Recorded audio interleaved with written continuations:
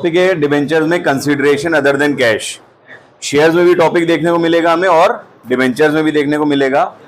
जब भी कभी सेल होती है, एक पार्टी दूसरी पार्टी को कुछ बेचती है, मिसाल के तौर पे A is a seller and B is a buyer, तो अगर कोई भी गुड्स ट्रांसफर होते हैं from A to B, that means B is now suppose to pay something in return. Whatever B is paying to A, to the seller, that is known as consideration. Clear हो ये बात? It may be in the form of cash, it may not be in the form of cash. कभी कभी consideration cash में दी जाती है और कभी कभी कंसिडरेशन बदले में दी जाने वाली चीज कैश में नहीं दी जाती है।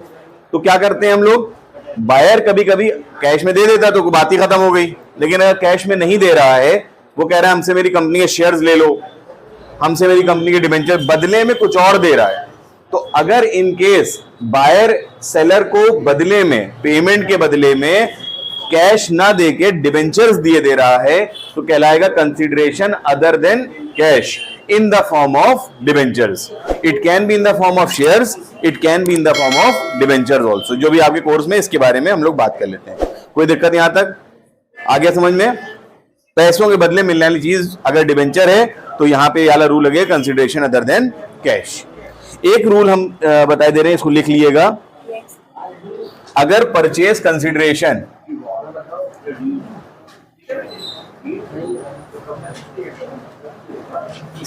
Is more than the assets, अगर परचेज कंसिडरेशन असेट से, नेट एसेट से ज्यादा है, तो यहां पे हम लोग ये अज्यूम करते हैं कि यहां पे गुडविल आ रही है, गुडविल परचेज की जा रही है।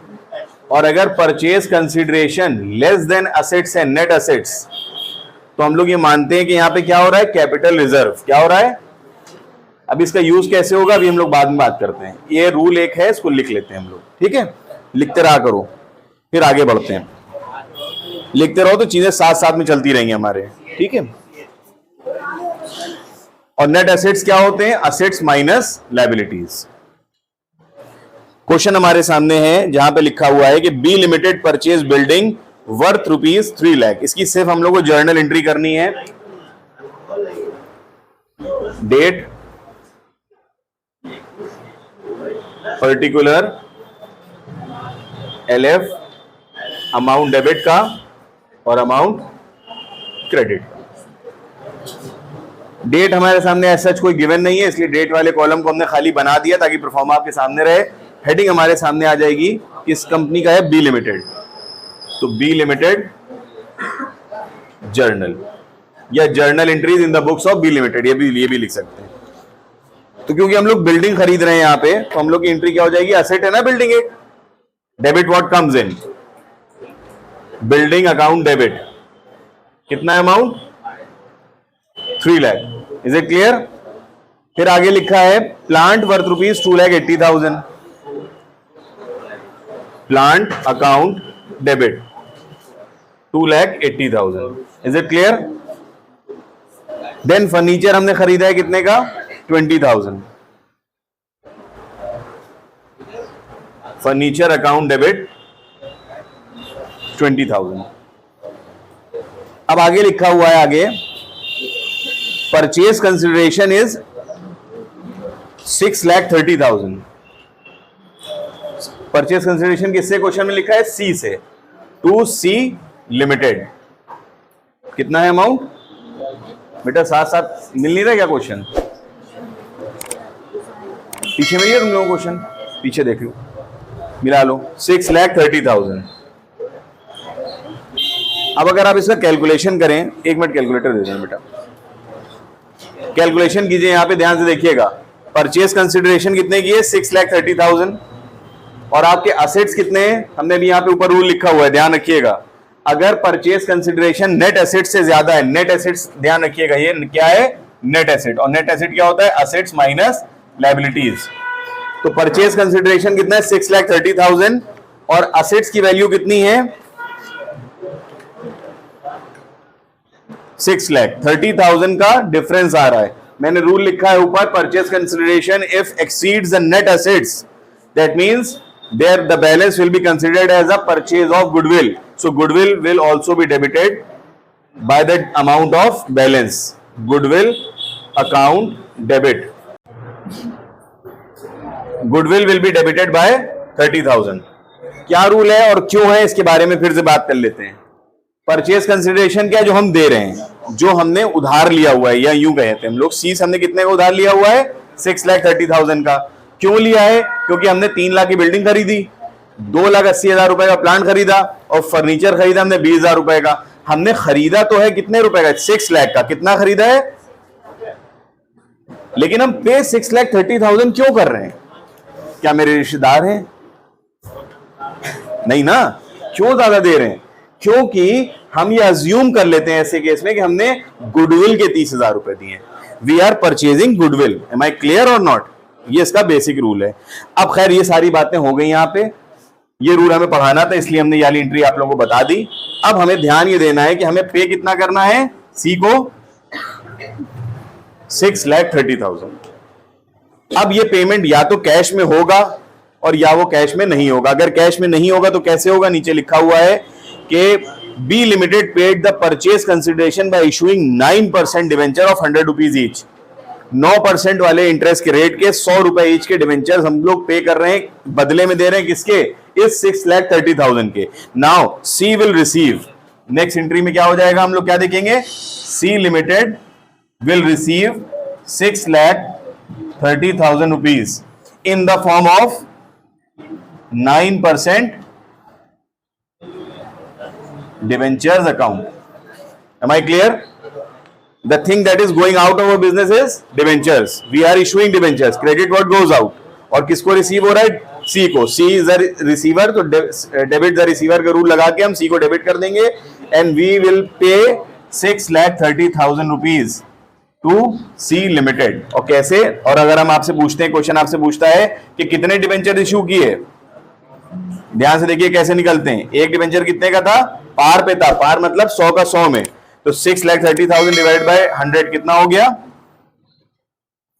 अगर आपसे क्वेश्चन में पूछ लिया जाता है कि बताओ भैया कि एमसीक्यू में आपसे पूछ लिया जाता है कितने डिबेंचर इशू किए जा रहे हैं इस केस में, तो कितने किए जा रहे हैं? 6,300 डिबेंचर इशू किए जा रहे हैं। एक डिबेंचर 100 रुपए का है, हमारे पास से 6,30,000 रुपए के डिबेंचर्स इशू किए जा रहे हैं। किसको? कौन रिसीव कर रहा है? सी। क्यों रिसीव कर रहा है? क्योंकि हमने उससे कुछ खरीदा था। यहां व्हाट द पॉइंट और नॉट? तो ये पहला केस हो गया पार पे। पार का मतलब होता है, इज इट क्लियर? अब हम लोग इसको मिटा देते हैं ऊपर।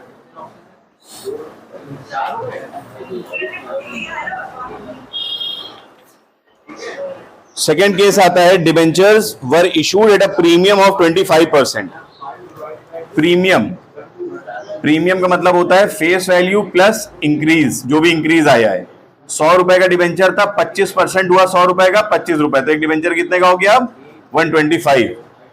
सो अब रिसीव तो सी ही कर रहे हैं, तो सी लिमिटेड को डेबिट कर देंगे and the thing that is going out of the business is debenture.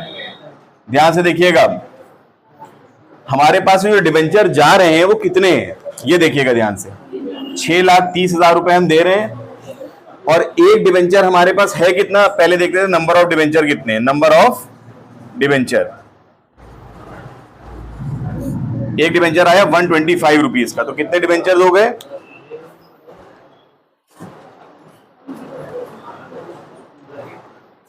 5040।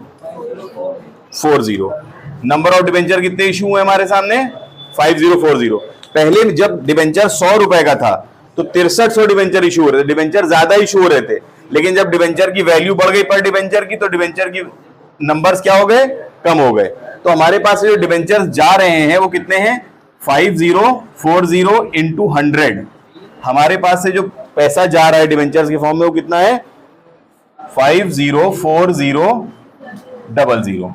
लेकिन सी को कितना जा रहा है? 6,30,000।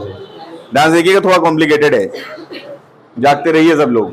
6,30,000 रुपए किसको जा रहे हैं? सी को। लेकिन हमारे पास से डिबेंचर के फॉर्म में कितने जा रहे हैं? सिर्फ 5,04,000 रुपए। इसका मतलब बाकी बचा हुआ क्या कहलाएगा? Security premium. और ये कितना अमाउंट होगा? 5040 इंटू 25 कितना आया? देखो 1,26,000। ये 1,26,000 का हमारा क्या हो गया? फायदा। क्योंकि हमारे डिबेंचर की वैल्यू क्या हो गई, 25 रुपए से बढ़ गई। तो जब हमारे पास जब वैल्यू बढ़ गई डिबेंचर की पर डिबेंचर, तो हमारे पास नंबर ऑफ डिबेंचर्स की वैल्यू क्या हो गई, कम हो गई। तो हमारे पास जो पैसे जा रहे हैं वो कम जा रहे हैं, और हमारा जो पेमेंट का सेटलमेंट हो रहा है वो ज्यादा का हो रहा है। इसका मतलब हमारा फायदा कितने का हो गया, 1,26,000।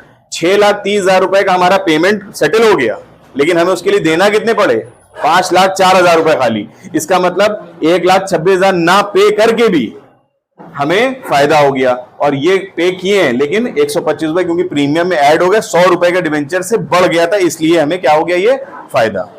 एम आई क्लियर और नॉट क्लियर? नेक्स्ट केस है डिस्काउंट। डिस्काउंट में क्या होता है, सब लोग डिस्काउंट लेना चाहते हैं ना। डिस्काउंट का मतलब होता है फेस वैल्यू में से डिस्काउंट की वैल्यू कम कर देते हैं। तो ये इसकी क्या हो जाएगी, मार्केट प्राइस। 100 रुपए का अगर डिबेंचर है और यहाँ पे डिस्काउंट दे रखा है 10% का, तो इसका मतलब 10 रुपए का डिस्काउंट है। अब इसकी वैल्यू कितनी होगी डिबेंचर की, 90।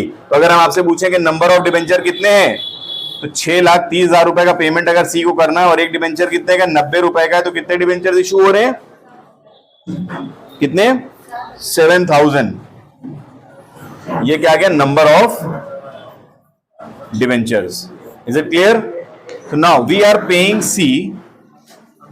to C Limited 6,30,000 only, 6,30,000 पे कर रहे हैं, लेकिन हमारे पास डिबेंचर्स कितने आउटफ्लो हो रहे हैं, 7,000 into 100 means outflow of debenture from our businesses of rupees 7 lakh, and we are settling the payment of only 6,30,000. That means we are in a situation of loss. The loss of discount on debenture account debit कितना है,